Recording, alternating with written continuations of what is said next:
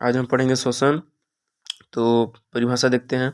वायुमंडल की शुद्ध वायु के फेफड़ों में पहुंचने तथा अशुद्ध वायु के फेफड़ों से बाहर निकलने की क्रिया को श्वसन कहते हैं। शुद्ध वायु में ऑक्सीजन होता है और जो अशुद्ध वायु होता है उसमें कार्बन डाइऑक्साइड होता है। तो ये हो गया परिभाषा। यह एक अपचायिक कैटाबोलिक यानी कि तोड़ने की क्रिया है।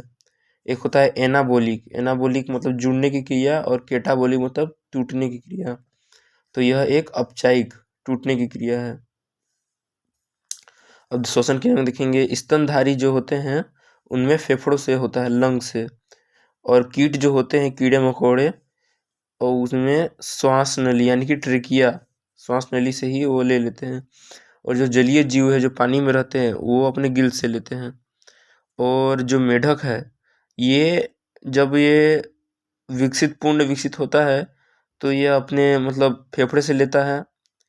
और जब ये पूर्ण विकसित नहीं रहता, पानी में जब रहता है, पानी में मतलब बोले तो मछली के जैसे नहीं रहता है, तब की स्थिति में यह गिल से लेता है। और जब मेढक एकदम जमीन में रहते हैं तब की स्थिति में यह त्वचा से लेते हैं। ठीक, मेढक तीनों मतलब अपने अपने विभिन्न अवस्थाओं के अनुसार श्वसन किया करते हैं। त्वचा से कब लेंगे? जब वो भूमिगत रहते हैं। गिल से कब लेंगे? जब वो पानी में रहते हैं। यानी कि जब टेडपोल अवस्था में होते हैं ना, मछली की अवस्था में पालते हैं, हम लोग सोचते हैं कि मछली बड़ा है, बड़ा हो जाएगा तो मछली बनेगा, और बड़ा होने के बाद वो मेढक बन जाता है। तो वही वाला अवस्था। और फेफड़े जब पूर्ण विकसित हो जाता है तो फेफड़े से लेता है। अब देखेंगे ब्रीथिंग, श्वासोच्छ्वास। तो यह दो प्रकार के होता है, एक अंदर लेना और एक बाहर लेना, यानी कि आंतरिक श्वसन और बाह्य श्वसन। तो आंतरिक श्वसन को इंस्पायरेशन या निःश्वसन कहते हैं, और जो बाह्य श्वसन है एक्सपायरेशन, उसको निः श्वसन बोलते हैं। बस ये ह का मात्रा है ना जो, उसी का अंतर है दोनों में। तो अब इसमें देखेंगे कि वायुमंडल में कितना 78% नाइट्रोजन है, ऑक्सीजन 21%, कार्बन डाइऑक्साइड 0.03% है। तो इतना हम लोग मतलब मिक्स है ना, तो हम लोग शुद्ध वायु नहीं लेते हैं, हम लोग मिक्स लेते हैं। तो नाइट्रोजन जितना लेते हैं हम लोग वापस छोड़ देते हैं। ऑक्सीजन 21% लेते हैं और 17% छोड़ते हैं, क्योंकि ऑक्सीजन का हमारे शरीर में यूज है, उसका खपत होता है। 4% हम लोग उसका यूज किए, ठीक। और अब उसका यूज हुआ तो 4% वापस कहीं जाएगा ना यूज होके। भाई अगर आप गाड़ी में तेल डाल रहे हो तो धुआं, अपशिष्ट पदार्थ के रूप में धुआं तो निकलता ही है, या फिर कुछ गंदगी तो निकलेगा ही। तो इस टाइप से ऑक्सीजन हम में खपत होने के बाद कार्बन डाइऑक्साइड निकलता है। तो कितना 4% का हेर फेर, 4% यहाँ कट के 4% इसमें कार्बन डाइऑक्साइड में आ गया। ठीक, अब देखेंगे श्वसन मार्ग। तो श्वसन मार्ग में वायु जिस मार्ग का अनुसरण करती है उसे श्वसन मार्ग कहते हैं। ठीक, पहला है नासा छिद्र। सर्वप्रथम वायु नासा छिद्र से जाता है। नासा छिद्र में बाल होते हैं जो छोटे छोटे धूल कण को चिपका लेते हैं। ठीक, और जो दूसरा नासा कपाट है, वो नासा कपाट में एक चिपचिपा पदार्थ होता है जिसको क्या बोलते हैं? म्यूकस। नकटी नहीं बोलते, वही है। तो जिन धूल कण को नाक के बाल नहीं रोक पाए थे उसे यह म्यूकस चिपका लेता है। ठीक, अब देखेंगे ग्रसनी। ग्रसनी यानी कि फेरिंग्स। ग्रसनी एकमात्र ऐसा जगह है जिसमें भोजन व वायु दोनों ही आता है। यही वो होती है, क्या बोलते हैं उसको, यही मतलब ये मेन पार्ट है जहाँ भोजन भी जाता है और वायु भी इसी में जाता है। और इसी मतलब ग्रसनी में ना एपिग्लोटिस नाम का एक पाइप होता है जो मतलब दो भाग में बांट देता है। जैसे एक ही पाइप में भोजन और वायु आ रहा है ना, तो आगे चल के दो भाग में बढ़ जाते हैं। यहाँ पे एपिग्लोटिस होता है जो दो भाग में बांटता है। जैसे कि ये ग्रसनी में ही होता है, दो भाग में बांट देता है। भोजन ये एयर का है, ये फूड का है। जब फूड में खाना जाना रहता है तो ये जो एपिग्लोटिस है वो एयर की तरफ से मुड़ जाता है ताकि एयर में खाना ना जाए, फूड में अपने आमाशय में चल जाए। तो ये इसी में रहता है, क्या बोलते हैं, ये अपने ग्रसनी में ही होता है, ग्रसनी के पाइप में ही होता है। अब देखेंगे स्वर तंत्र यानी कि लैरिंग्स। यह गले में होता है, इसे वॉइस बॉक्स भी कहते हैं। यह गले में होता है और इसे वॉइस बॉक्स भी कहते हैं। और अब देखेंगे ट्रेकिया यानी कि श्वास नली। सभी कीट इसी ट्रेकिया से श्वास लेते हैं। इसमें सी आकार का कार्टिलेज हड्डी होता है, इसे हाइमीन कार्टिलेज कहते हैं। जब नली में हवा नहीं होती है तो यह नली को सिकुड़ने से बचाता है। जब मतलब जो नली है ना हमारी ट्रेकिया की, हालांकि कीट उसी में सांस ले लेते हैं, उनको नासा छिद्र नासा कपाट की जो जरूरत नहीं होती, डायरेक्ट अपने ट्रेकिया से श्वसन ले लेते हैं। तो ये जो है ना, इसी में कार्टिलेज नामक हड्डी होता है। जब भी पाइप में जैसे कि हवा नहीं है, देखे होंगे घर में पाइप कैसे हवा मतलब पानी वानी नहीं रहता है तो सिकुड़ जाते हैं।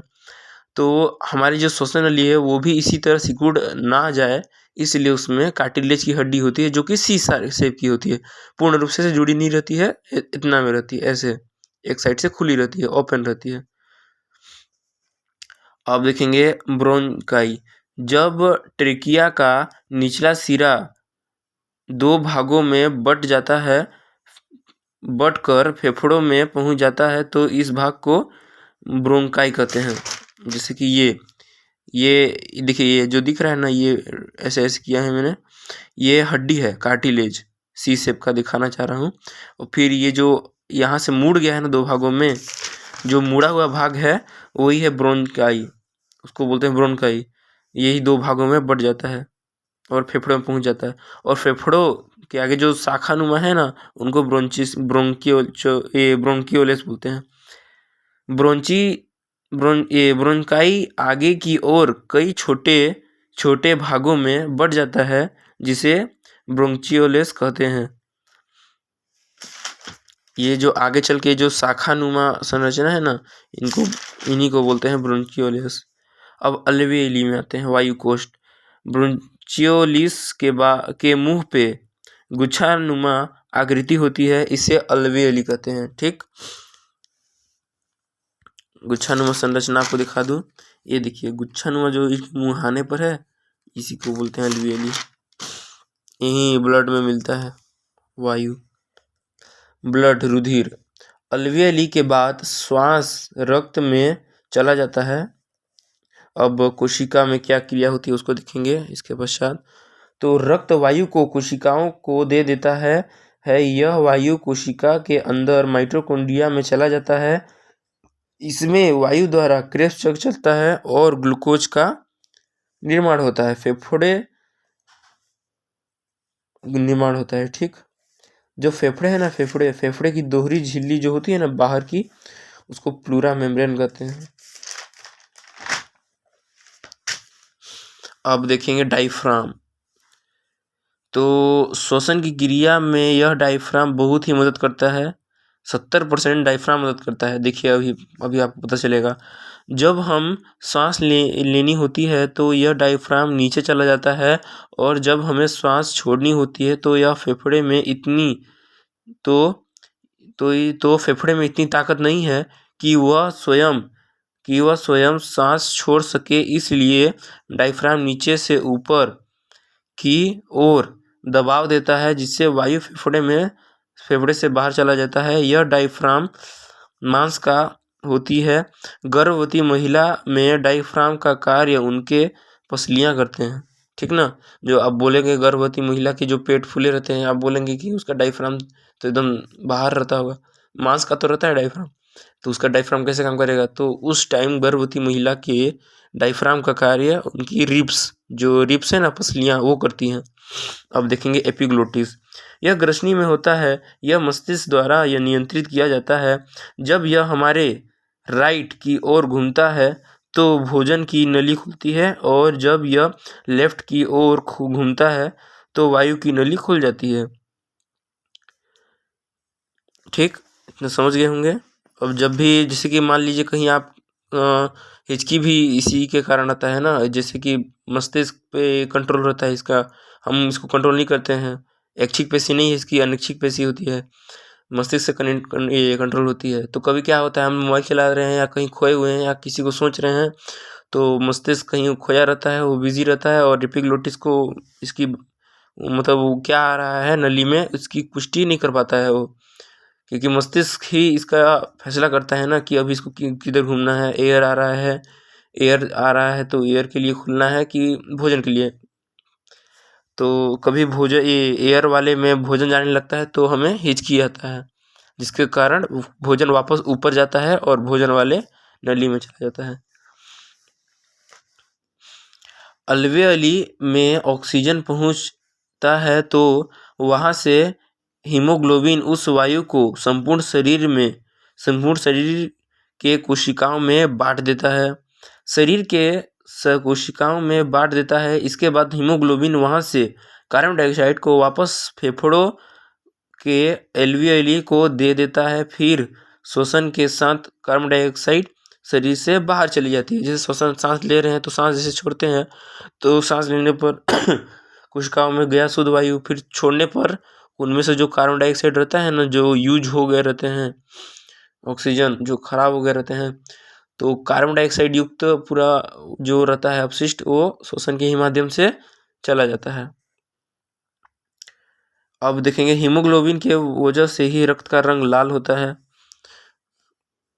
हीमोग्लोबिन ऑक्सीजन से अधिक कार्बन मोनोऑक्साइड से आकर्षित होती है, यानी कि धुआं से। अगर हम लोग कहीं जगह पे धुआं की जगह पे सांस लेंगे ना, तो फेफड़ा ऑक्सीजन को छोड़ के ये जो कार्बन मोनोऑक्साइड है ना, जो धुआं का पाया जाता है, उसी को फेफड़े तक पहुंचा देगा, ज़्यादा आकर्षित होता है। अब देखेंगे आंतरिक शोषण एवं बाह्य शोषण देखेंगे। तो आंतरिक शोषण, जब एल्वियोली से ऑक्सीजन हीमोग्लोबिन में आता है, वह हीमोग्लोबिन ऑक्सीजन को पूरे कोशिकाओं को दे देता है। वहाँ कोशिका के अंदर माइटोकॉन्ड्रिया ऑक्सीजन को लेकर क्रेब्स चक्र चलता है। इसे फलस्वरूप ग्लूकोज बनता है, जिसे 38 एटीपी में एक ग्लूकोज बनता है। अल्वियोली वायु कोश, फिर ब्लड्स हीमोग्लोबिन, फिर सेल माइटोकॉन्ड्रिया। अब इसके अंदर क्या होता है, क्रेब्स चक्र चलेगा, ग्लूकोज तोड़े जाएंगे एटीपी की, ग्लूकोज तोड़े जाएंगे एटीपी के माध्यम से, फिर ऊर्जा का निर्माण होता है। और देखेंगे बाह्य शोषण, बाहरी वातावरण से ऑक्सीजन नासा छिद्र में होते हुए नासा कपाट, pharynx, larynx, trachea, bronchi, bronchioles, alveoli नली तक इन नलिकाओं के माध्यम से पहुंचती है। इसे बाह्य शोषण कहते हैं। क्या क्या, नासा छिद्र, नासा कपाट, फेरिंग्स, लेरिंग्स, ट्रेकिया, ब्रोंचाई, ब्रोंचियोलिस, एल्वियोली। अब देखेंगे टाइडल वॉल्यूम क्या होता है। ठीक, एक बार में जितना श्वास ले सकते हैं, यानी कि 500 ml, मतलब एक बार में जितनी ताकत है ना, सांस ले लीजिए, कितना सांस ले सकते हैं, उसको बोलते हैं टाइडल वॉल्यूम। ठीक, 500 ml लिया जाता है। ठीक, और टोटल लंग्स कैपेसिटी, मतलब टोटल लंग्स में कितना हवा भरा जा सकता है, उसको बोलेंगे टोटल लंग्स कैपेसिटी। तो एक बार में अधिकतम सांस की मात्रा उसको बोलते हैं लंग्स कैपेसिटी। तो वो होता है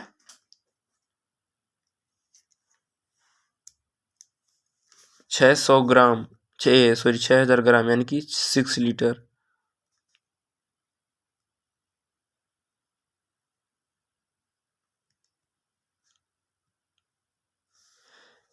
ठीक सोया हुआ इंसान 1 मिनट में 12 बार सांस, वह जगा हुआ इंसान 1 मिनट में 16 बार सांस लेता है। ठीक, जो बच्चे होते हैं ना, छोटे बच्चे, वो 25 बार सांस लेते हैं। सांस लेने की मशीन देखेंगे। अब ऑक्सीजन सिलेंडर, जैसे पर्वत में हम लोग जा रहे हैं तो ऑक्सीजन सिलेंडर में ऑक्सीजन के साथ नाइट्रोजन मिला रहता है, और वहीं समुद्र में अगर जा रहे हैं तो ऑक्सीजन के साथ भी वहाँ भी नाइट्रोजन मिलेगा मिक्स। और गहरे समुद्र में जा रहे हैं तो जो ऑक्सीजन सिलेंडर है उसमें ऑक्सीजन के साथ हीलियम गैस मिला होता है। और जो एकदम सीरियस वाले आईसीयू में रहते हैं ना, जो पेशेंट जिनको वेंटिलेटर दिया जाता है, उनके वेंटिलेटर सिलेंडर में भी यही ऑक्सीजन के साथ हीलियम गैस मिलाया जाता है। ग्लूकोज को तोड़ने की क्रिया को ग्लाइकोलाइसिस कहते हैं। यह टूटा ग्लूकोज को पायरिक एसिड कहते हैं। ठीक, देखो कोशिका के अंदर ना दो जगह ये क्या बोलते हैं ग्लूकोज टूटते हैं ना, एक जीव द्रव में, एक माइटोकॉन्ड्रिया में। जीव द्रव में पुराना ग्लूकोज टूटता है, माइटोकॉन्ड्रिया में नया ग्लूकोज टूटता है। माइटोकॉन्ड्रिया में कुल 36 एटीपी बनते हैं और जीव द्रव में टोटल 28 सॉरी जीव द्रव में 2 एटीपी बनते हैं। ठीक, और माइटोकॉन्ड्रिया में 36 एटीपी बनते हैं। और जब तक ये दोनों आपस में समझौता नहीं करते हैं तब तक ग्लूकोज का निर्माण नहीं होता है, क्योंकि 38 एटीपी में ही एक ग्लूकोज का निर्माण होता है और इसके पास तो 36 है और इसके पास तो 2 ही है। तो जब तक ये दोनों समझौता नहीं करते हैं तब तक ग्लूकोज का निर्माण नहीं हो पाता है। तो आई थिंक सो आप समझ गए होंगे। नहीं समझ में आएगा तो वीडियो को दोबारा देखिएगा। धन्यवाद।